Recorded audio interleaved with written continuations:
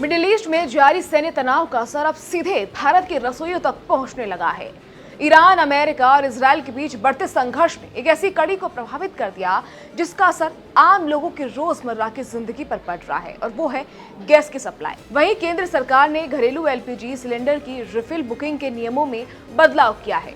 अब उपभोक्ता एक सिलेंडर डिलीवर होने के बाद दूसरा सिलेंडर 21 दिन के बजाय 25 दिन के बाद ही बुक कर सकेंगे। दरअसल खाड़ी क्षेत्र में बढ़ते तनाव और हॉर्मुज की खाड़ी के आसपास सुरक्षा हालात बिगड़ने की वजह से जहाजों की आवाजाही प्रभावित हुई है। यही वो समुद्री रास्ता है जहां से खाड़ी देशों से तेल और गैस की बड़ी सप्लाई दुनिया के अलग अलग हिस्सों में जाती है। भारत के लिए भी ये रास्ता बेहद अहम है, क्योंकि भारत अपनी बड़ी ऊर्जा जरूरतों के लिए खाड़ी देशों पर निर्भर है। लेकिन पश्चिम एशिया में हालात बिगड़ने के बाद गैस सप्लाई की पूरी चेन प्रभावित हो गई है। कई जहाज देरी से पहुंच रहे हैं, कुछ जगहों पर सप्लाई कम हो गई है और इसका असर अब भारत के बड़े शहरों में दिखने लगा है। इसी स्थिति को देखते हुए केंद्र सरकार ने 5 मार्च को एक आपात निर्देश जारी किया था। सरकार ने साफ कहा कि उपलब्ध गैस का इस्तेमाल सबसे पहले घरेलू उपभोक्ताओं के लिए किया जाए, ताकि आम लोगों के घरों में चूल्हा जलता रहे। सरकार का उद्देश्य था कि किसी भी हालत में घरों में खाना बनना बंद न हो। लेकिन इस फैसले का दूसरा असर ये हुआ कि कमर्शियल गैस इस्तेमाल करने वाले होटल और रेस्टोरेंट मुश्किल में आ गए, क्योंकि घरेलू उपभोक्ताओं की प्राथमिकता दिए जाने के बाद कमर्शियल एलपीजी सिलेंडरों की सप्लाई कई जगहों पर कम हो गई है। इसका सबसे बड़ा असर देश के बड़े शहरों में देखने को मिल रहा है। सबसे पहले बात करते हैं मुंबई की।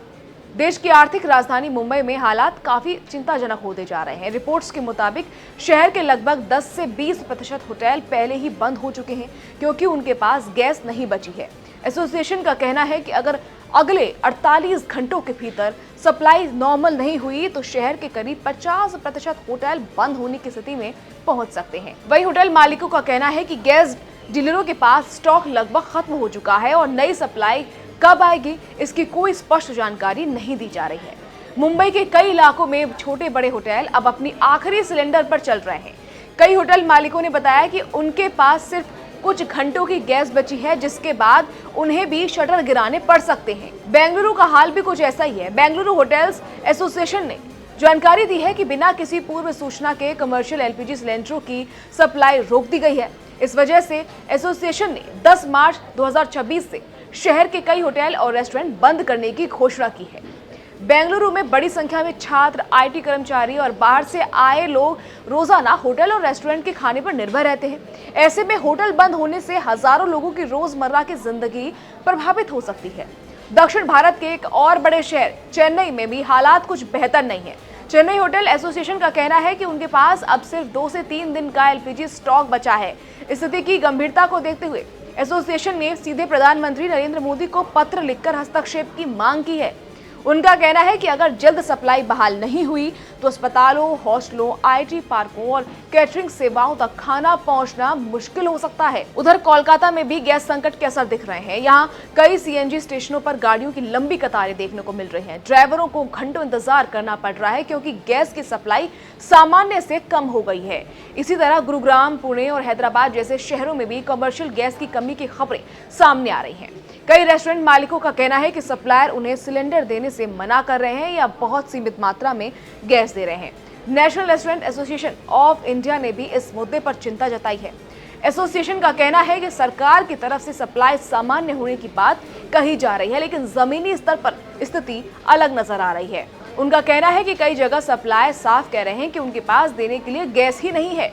ये संकट इसलिए भी गंभीर है क्योंकि भारत में होटल और फूड इंडस्ट्री करोड़ों लोगों को रोजगार देती है। छोटे ढाबों से लेकर बड़े रेस्टोरेंट और होटल, इन सभी का कारोबार काफी हद तक एलपीजी पर निर्भर करता है।